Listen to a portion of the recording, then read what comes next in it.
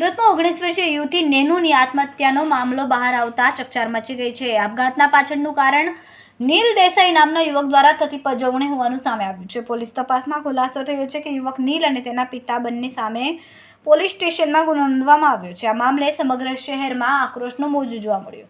એ જ સ્થિતિને લઈને કતારગામ વિસ્તારમાં પાટીદાર સમાજના અગ્રણીઓની હાજરીમાં એક વિશેષ બેઠકનું આયોજન કરવામાં આવ્યું। આ બેઠકમાં અલ્પેશ કથિરિયા, વિજય માંગુકિયા, ધાર્મિક માલવિયા અને પ્રતાપ દુધાત સહિતના અગ્રણીઓ ઉપસ્થિત રહ્યા। આ બેઠકમાં 2000 કરતાં વધુ લોકોએ હાજરી આપી। બેઠકનો મુખ્ય હેતુ એ હતો કે હવે બીજા કોઈ પણ સમાજની દીકરી આવા અસામાજિક તત્વોના ત્રાસથી જીવ ગુમાવવો ન પડે। આવી ઘટનાઓ સામે કડક કાયદેસર પગલાં લેવામાં આવે અને સમાજ જાગૃત બને તે માટે આ બેઠકનું આયોજન કરાયું હતું। 13/7/2025 રોજ સિંગણપુર પોલીસ સ્ટેશનની હદમાં નાની વેડ વિસ્તારની અંદર એક 19 વર્ષની દીકરીએ ગળે ફાંસો ખાઈને પોતે સુસાઇડ કરેલું હતું। આ દીકરી જે છે એક પ્રાઇવેટ ટ્યુશન ક્લાસીસની અંદર પોતે આસિસ્ટન્ટ તરીકે નોકરી કરતી હતી, પરંતુ તેણે 13મી તારીખે સાંજે 7:30ની આસપાસ પોતે પોતાના ઘરે દુપટ્ટાથી મતલબ ગળે ફાંસો ખાઈને સુસાઇડ કરેલું હતું, જેની વિગત પોલીસને મળતા પોલીસે જાણવા જોગ ઈડીની તપાસ ચાલુ કરેલી હતી।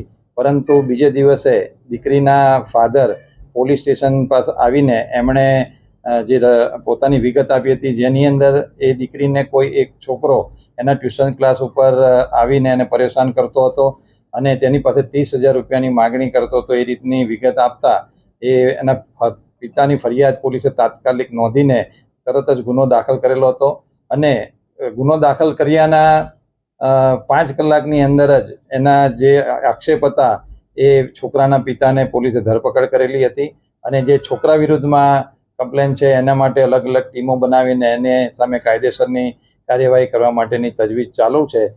ગઈકાલે પોલીસ અધિકારીઓ દ્વારા છોકરીના પિતા સાથે મુલાકાત કરવામાં આવેલી હતી અને તેમની સાથે સમાજના આગેવાનો પણ આવેલા હતા। તેમની સાથે ઊંડાણપૂર્વક ચર્ચા કરીને એમની જે રજૂઆત હતી એ પોલીસે સાંભળી અને એ દિશામાં પોલીસે કાર્યવાહી કરેલી છે।